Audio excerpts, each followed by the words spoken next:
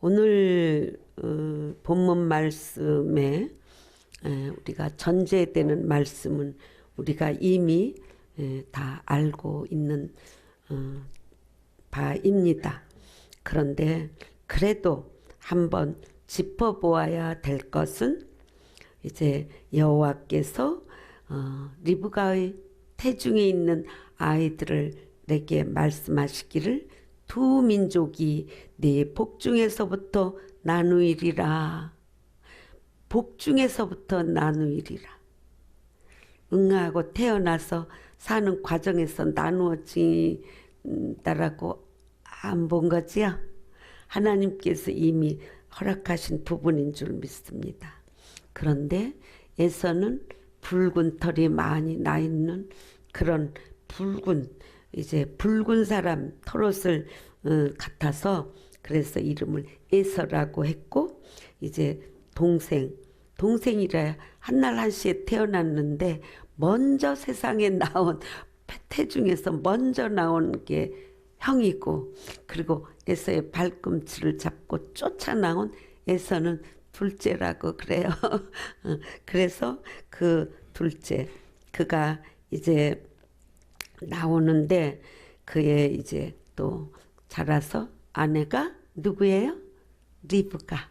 이름도 참 이쁘죠? 리브가. 그가 이제 리브가가 이삭과 함께 낳을 때가 이삭이 60세에 리브가와 이삭이 60세에 에서와 야곱을 낳았다 이거예요. 아멘이시죠? 60세까지 아기가 없었다는 거예요. 그래서 이삭은 늘 기도했다. 그래서 하나님이 그 기도를 들어주시고 이렇게 쌍태가 잉태하게 되었는데 그것이 하나님의 섭리 가운데 되어진 줄 믿습니다.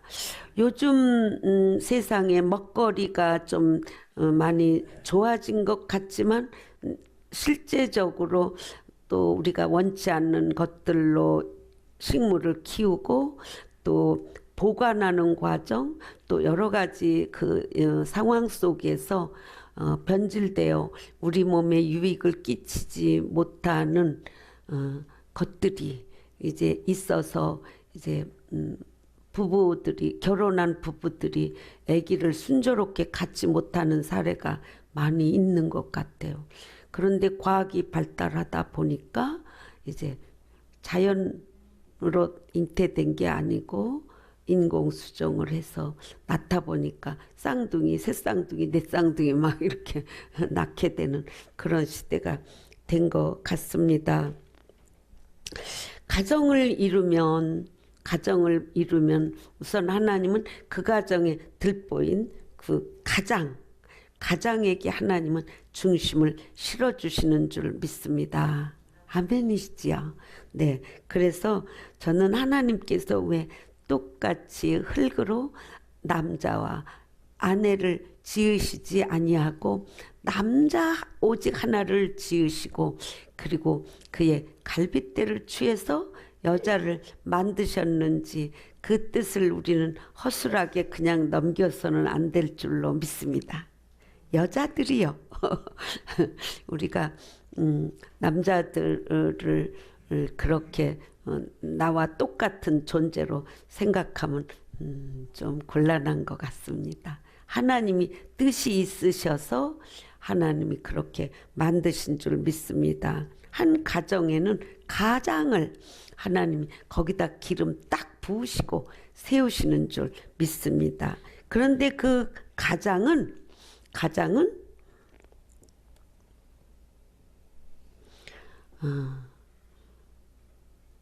오늘 직면한 그것이 전부가 아닌 것을 볼 수 있는 눈이 있어야 된다 그 말씀입니다. 미래, 오늘 내가 이 가정에 가장으로 세웠으면 이 가정을 통해서 자녀들이 출산되고 또 자녀들이 또 자녀를 출산하고 이 모든 가정의 이제 장래를 내다보고 가야 되는 게 가장인 줄 믿습니다. 물론 당장 식구를 먹여 살리고 가정을 이끌어가는 책임도 있지만 그 책임보다 책임과 아울러 보다라고 할 수는 없겠죠. 아울러 장래를 내다볼 수 있는 그런 이제 가장이 되어야 되지 않겠나. 앞을 내다보지 못하고 보이는 세상만 보고 간다라고 그러면 그 가정에는 희망이 없다. 오늘 먹는 것으로 족하고 오늘 배부르고 등 땄으면 됐다.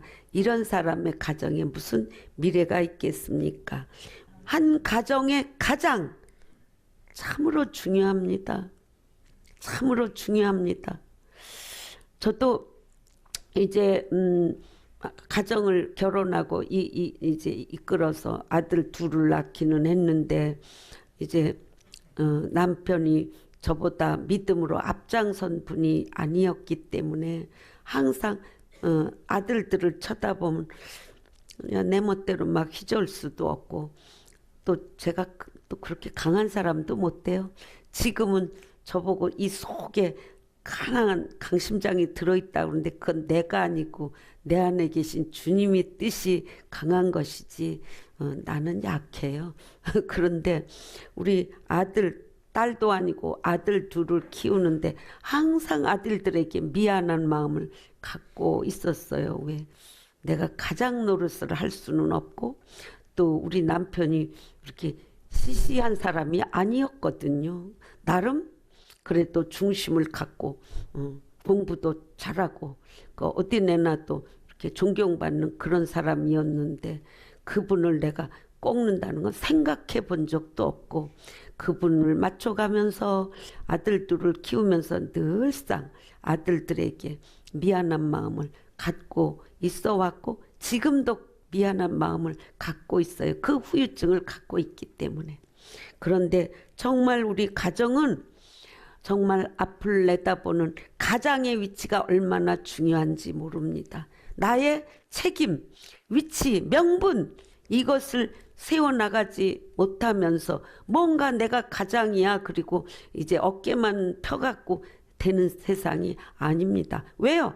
세상은 악한 것들이 장악하고 있지만 하나님도 이 땅에 내려오셔서 하나님의 뜻으로 하나님의 나라를 세우는 우리는 이중국적을 갖고 있는 자들이기 때문에 우리는 하나님의 뜻을 중요하게 여겨야 되기 때문에 가장은 하나님의 뜻이 들어 있어야 됩니다.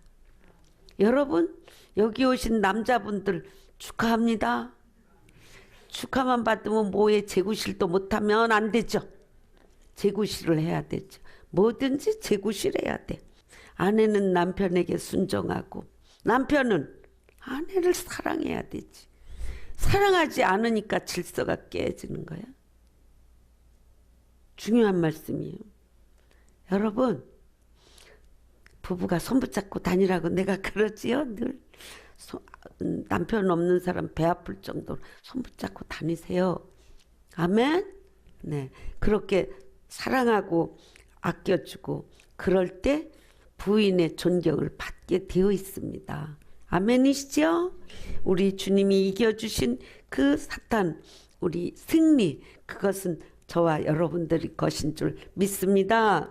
네, 우리 가정의 행복은 누가 책임지겠어요? 아버지 이삭의 대를 이을 에서의 성품은 어떠했는가? 성품. 한 가정의 대를 잇는 일은 명분과 책임의식이 분명한 사람이에요. 명분. 내가 이 가정의 가장이라는 명분. 그리고 정말 그 책임의식은 내가 이들을 책임져야 된다는 거. 이거 분명한 이제 이 땅에 세운 하나님의 질서인 줄 믿습니다. 이것이 깨어지면 본을 보이지 못하면 안 되는 거죠. 에서는 장남으로서 사냥을 즐기고 집안의 형편을 살피기보다는 밖으로 나도는 사람이었다는 거죠. 그러나 야곱은 성품이 조용하면서도 어머니 곁을 떠나지 않고 항상 집에 있기를 좋아했습니다. 이제 이삭이 에서를 편애한 까닭이 뭐래요? 28절에 보니까 산에 있는 짐승, 살아있는 산짐승이 아니고 산짐승들로 요리를 한 것을 즐겨 먹다 보니까 이제 그 에서를 사랑하게 됐다. 그럽니다. 그런데 편애한다는 것이 우리에게 어떤 영향력을 끼칩니까? 신앙인들은 부자나 가난한 자를 편애하지 말고 똑같이 대해 주어야 합니다. 아멘.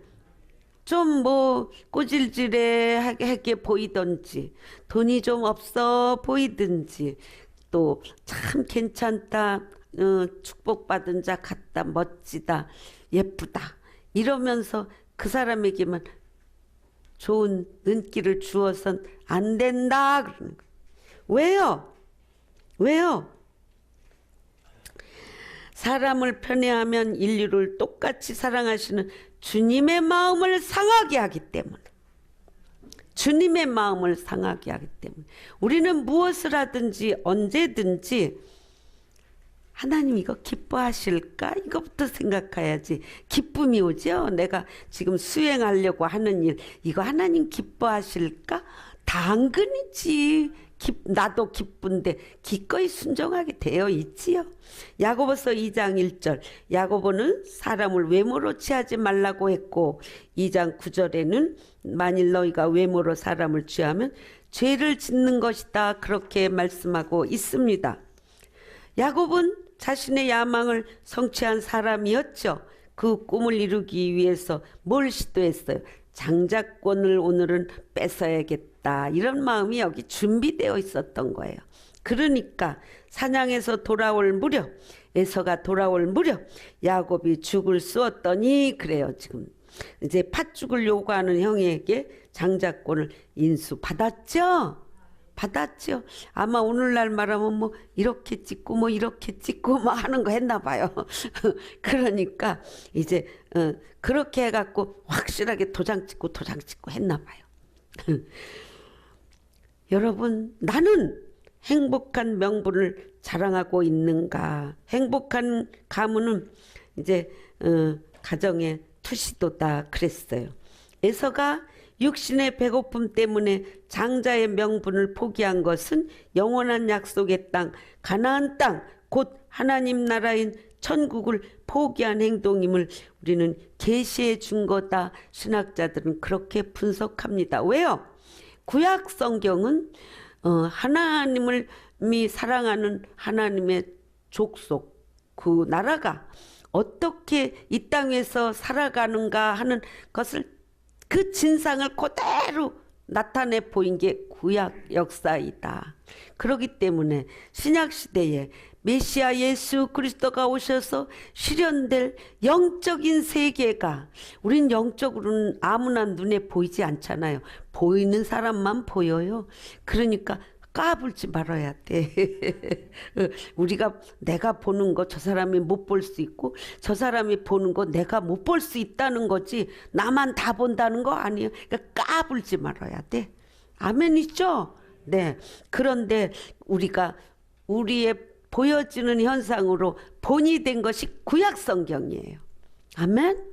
그래서 이스라엘 백성을 애굽에 종살이도 시키셨는데 누가 시켰어? 하나님이 시키셨잖아요. 시키셨는데 거기서 구원한 것도 누가 시켰어요? 하나님이 구원해 내셨잖아요. 그리고 이제 가나안 복지로 들어갈 건데 들어가기 전에 이들이 자격이 못 되기 때문에 출애굽한 사람은 다 죽고 광야에서 40년 동안 광야에서 새롭게 태어난 사람들만 들어갔다. 근데 여호사와 갈렙만 특별히 이제 들어갔다 그러잖아요.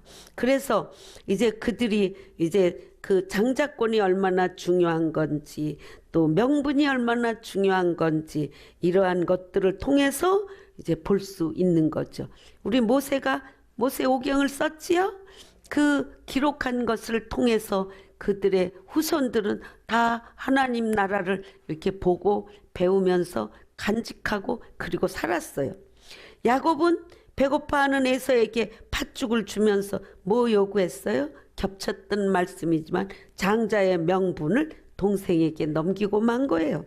사람은 궁색하거나 어려울 때, 배고플 때 생각을 잘하며 조심해야 하는데 우리 여러분, 우리 그거 중요한 일입니다.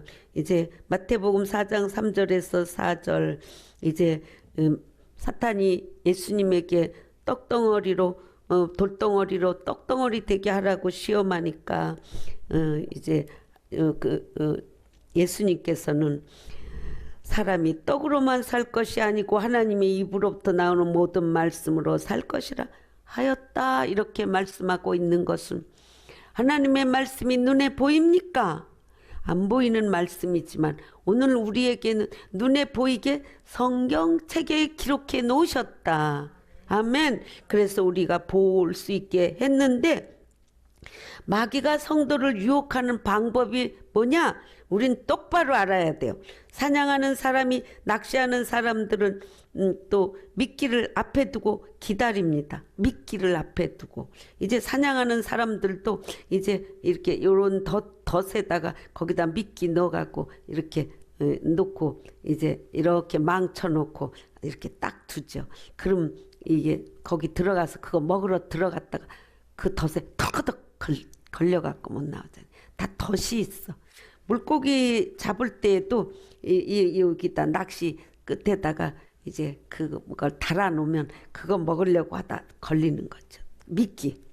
그래서 우리는 미끼를 먹지 말아야 돼. 먹는 날에는 자유를 잃게 돼요. 이와 같이 마귀는 신앙인들 앞에 미끼 두고 덫에 걸리기를 기다린다는 거예요. 미끼에 걸린 사람 중에는 가룟 유다를 비롯해서 아간은 뭐예요? 이제 이스라엘이 처음 거기 가서 정말 귀한 일이 있는 것이 첫 번 성을 무너지게 여리고 성을 무너질 때는 하나님께서 분명히 그 안에 있는 모든 것은 내게 바친 물건이니까 너희들은 손대지 말라 했는데도 가서 일주일 만에 성이 무너져서 들어갔는데 정말 아름다운 모피요 금덩어리 이런 게 있으니까 얼마나 그게 샘나. 그러니까 갖다 감춘 게 이제 그 아간이잖아요. 또 게하시 똑같죠? 아람 군대 장군에게 했던 거. 이런 것들이 미끼에 걸린 사람들이에요. 예수님은 시험에 들지 않게 깨어 기도하라 하셨는데 우리 디모데전서 6장 17절은 말씀합니다. 정함이 없는 재물에 소망을 두지 말고 오직 우리에게 모든 것을 후히 주사 누리게 하시는 하나님께 두라 그렇게 말씀하고 있습니다. 여러분 우리는 언제나 우리의 첫째 하나님, 가장 높은 곳에 하나님, 우리가 소망을 어디에 둬요? 그분께. 사람은 너나 내나 다 거기서 거기에. 아멘이시죠? 네. 사람은 환경이 어려울 때 생각을 깊이 해야 합니다. 에서는 야곱의 요청에 팥죽을 보자마자 생각해 볼 여가도 없이 장자의 명분을 팥죽 한 그릇에 팔아 넘겨 버렸죠. 그런데 우리는 무엇을 찾고 있습니까? 배고프십니까? 우리는 천하 바꿀 수 없는 구원과 영생을 소유하고 있으면서도 귀한 줄 모르고 영생을 찾아 헤맬 때가 얼마나 많은지 몰라. 그러다가 2단에 넘어가는 거야. 그러다 2단에 넘어. 덫에 넘어가는 게 2단에 넘어가는. 왜요? 보니까 2단이다 하는 데는 그 사람들이 쉽게 넘어갈 수는 요 따닥딱 그 조리 있게 요렇게 질문하고 답하고 이걸 다 성경 속에서 이렇게 막 갖다 성경을 아주 딱 맞춰서 이렇게 하니까 사람들이 그 미끼를 딱 먹고 꼴까닥 넘어가는 거예요. 근데요, 우리가 정말 우리가 갖고 있는 것이 얼마나 진기명기한 것인데 그걸 갖고 있는지도 모르고 영생이란 유일하신 참 하나님과 그의 보내신 자 예수를 마음으로 믿고 저 속에 있는 심중으로 믿고 예수 그리스도 영접한 내 깊은 심중으로 모시고 입으로 시인할 때 얻는 하나님의 은총임을 이제 모르고 있는 거예요. 알아야 돼, 알아야 돼. 내 통장에 지금 얼마가 있는지도 모르고 굶고 다니는 사람이 있어서 신문에도 가끔 난 적 있지요? 여러분, 우리는 이렇게 중요한 생명, 영생의 생명 예수 그리스도를 우리 안에 모시고 있는 우리는 왕왕왕자 공공공주라는 걸 알고 살아야 돼. 아멘이시죠? 네. 그래요. 이제 전 걸어가다가 이제 가끔 심심한 나는 공주야 공주 이렇게 하고 가는 거예요. 엊그제 제가 너무 아픈 치료를 받게 됐어요. 그래서 아플 때는 악한 것은 떠나고 손 떼면 선한 것은 남고 악한 것은 떠나고 선한 것은 남고 노래하다 보니까 아픈 치료가 끝나더라고요. 그러니까 치료하는 분이 어째 그렇게 잘 참아요. 나는 수법이 다 있지요. 악한 것은 떠나고 선한 것은 남아라. 명령하는 거야, 명령. 내가 하나님의 공주로서 다스리는 거야. 아멘이시죠? 아멘. 여러분 그냥 재밌다고 듣지 말아요. 다 그렇게 하시란 말이에요. 아멘이시죠? 예서가 자신의 미래를 생각지 않고 결정한 것은 크나큰 실수였죠. 그는 장자의 명분을 어떻게 여겼어요? 에서는 장자의 명분이나 미래에 대해서는 관심도 없어요. 자신의 장자된 것이 얼마나 귀한 것인가를 알았더라면 장자의 명분을 경홀히 여기지 않았을 거예요. 귀한 것을 귀한 줄로 모르는 어리석음 때문이지요. 여러분 어리석은 자가 되지 말고 지혜로운 자가 되시기를 축복합니다. 믿음으로 구원의 길에 선 성도들은 눈에 보이는 것 때문에 영생을 상실하는 실수를 결코 범하면 안 되지요. 히브리서 12장 16절은 말씀합니다. 음행하는 자와 혹 한 그릇 음식을 위하여 장자의 명분을 판 에서와 같이 망령된 자가 없도록 살피라. 그렇게 말씀하고 있습니다. 여러분 우리 가정의 가장이라는 그 명분은 참으로 중요한 책임의식이 있어야 되는 것입니다. 행복한 내일을 위하여 무엇에 소망을 두고 살아야 합니까? 사람의 마음을 약하게 만드는 것이 재물인데 우리 가정은 재물 때문에 시험에 들지 않도록 조심해야 할 것입니다. 행복이란 만족하는 것인데 부족함이 없는 것인데 있는 것을 보면서 감사하며 자족할 때 행복의 의미를 알게 됩니다. 이 자족하는 행복, 그건 사도 바울이 정말 모범이 된 분이죠. 그는 세상으로 볼 때 지식이나 학식으로나 가문으로나 어떤 혈통으로나 무엇 하나 그는 거리낄 게 없는 내노란 사람인데 그 모든 자존심과 그 모든 자기의를 꺾기 위해서 정말 구원받고 그리고 아프리카에 들어가서 3년 동안 수행하고 스스로 하나님을 만나고 독대하고 긴 하나님의 은혜를 받고 나타나서 그는 이 땅에서 이제 그 신약 후편에 있는 말씀들을 거의 다 그가 쓰지 않았습니까? 신앙인의 행복은 보이는 물질이 아니라 모든 것을 후히 주사 누리게 하시는 하나님께 소망을 두고 사는 데 있다. 이렇게 말씀하고 있습니다. 이런 사람은 어떠한 환경에서도 감사하며 살게 됩니다. 그러나 눈에 보이는 것을 행복의 기준으로 삼는 자에겐 만족이 없고 끝없는 욕망의 노예가 되는 줄 압니다. 우리는 무엇을 믿습니까? 온 우주 만물을 창조하시고 만드신 그분이 영이 내 안에 계시다. 내 깊은 심중에 자정하고 계시면서 나를 통치하고 다스린다는 그분에게 내어드림으로 그분의 뜻으로 채워서 그리고 채워서 이 채움받은 걸 가지고 사람들과 나누고 공개하면서 내가 하나님 딸이라는 걸 하나님의 아들이라는 것을 나타내 보일 때 하나님의 영광으로 드러나서 하나님께 올려드려지게 되는 줄 믿습니다. 아멘. 아멘. 모쪼록 하면 안 돼. 기필코 우리는 하나님의 내 안에 계신 그분이, 예수님이 말씀하셨죠. 우리 옥토에 뿌린 씨는 결실하여 수백 배의 결실을 거둔다 했는데, 하나님의 말씀이 내 겉사람에 뿌려지지 아니하고 내 속 깊은 옥토에 심겨져서 싹이 나고, 그리고 열매를 결실하여서 나의 삶이 아름다운 열매들로 빛을 발하는 저와 여러분들 되기를 축복합니다.